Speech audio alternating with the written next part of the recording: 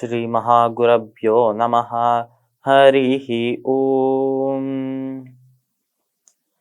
சதாசிவசமாரம்பாம் சங்கராச்சாரிய மத்யமாம் அஸ்மதாச்சாரிய பர்யந்தாம் வந்தே குரு பரம்பராம். GeM TV நண்பர்களுக்கு எனது வணக்கங்கள். இன்றைய நாள் அனைவருக்கும் இனிய நாளாக அமைய எல்லாம் வல்ல இறைவனை வேண்டி இன்றைய மதமும் நம் மதமே நிகழ்ச்சிக்கு செல்வோம். இன்னைக்கு நம்ம பகவத்கீதையில ஒரு ஸ்லோகத்தை விரிவான அர்த்தத்தோட பார்க்கலாம். யாமிமாம் புஷ்பிதாம் வாச்சம் பிரவதந்த்ய விபஷ்சிதः வேதவாதரதாः பார்த்தா நானியதஸ்தீதி வாதினः. இந்த ஸ்லோகத்திற்குண்டான விளக்கம்.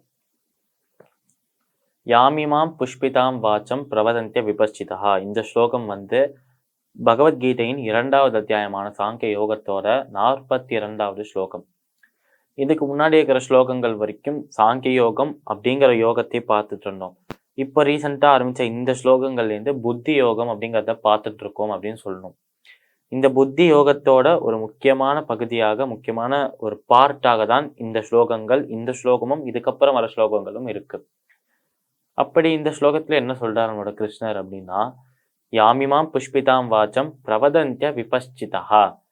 அதாவது வேதங்கள்ல இருக்கிற ரொம்ப அழகான, ரொம்ப அட்ராக்டிவான வார்த்தைகளை பார்த்து ஏமாந்து போறா சில பேர் அப்படின்னு சொல்றார் நம்மளோட கிருஷ்ணர். வேதங்கள்ல இருக்கிற அட்ராக்டிவான வார்த்தைகள் என்ன அப்படிங்கிறதையும் அதுக்கப்புறமே சொல்றார். ஆனா இந்த வேதங்கள்ல இருக்கிற முழுசா எந்த விஷயத்தையும் யாருமே தெரிஞ்சுக்கிறது இல்லை.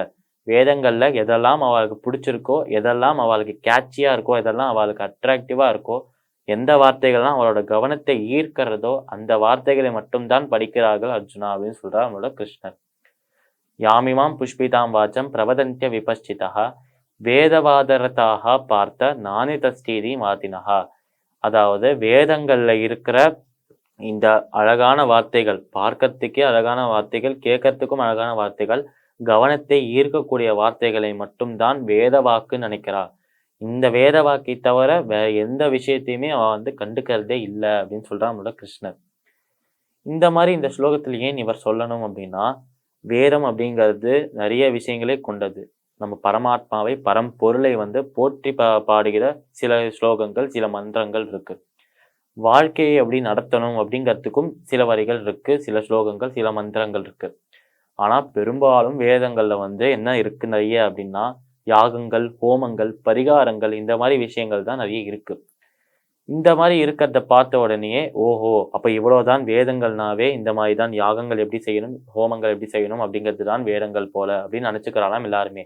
ஏன்னா இந்த யாகங்கள்லாம் செய்தா இந்த மாதிரி பலன்கள் கிடைக்கும் சொல்றதுனால, நிறைய பேரோட கவனம் ஈர்க்கப்படுறதுனால அதுவே அழகான வார்த்தைகளா மாறி அவளுக்கு தெரியாது. ஆனா அதை தவிர்த்து எப்படி வாழணும்னு ஒரு கோட்பாடு இருக்கு, அது தெரியறது இல்லை.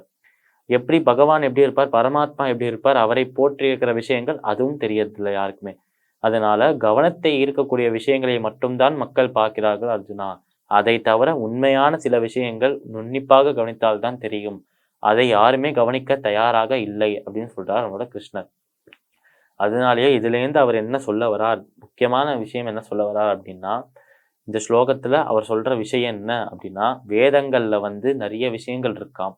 ஆனால் அதுல நமக்கு சந்தோஷத்தை அளிக்கக்கூடிய, நம்மளோட கவனத்தை ஈர்க்கக்கூடிய இந்த குறிப்பிட்ட பகுதிகளை மட்டும்தான் படிக்கிறோமாம் நம்ம.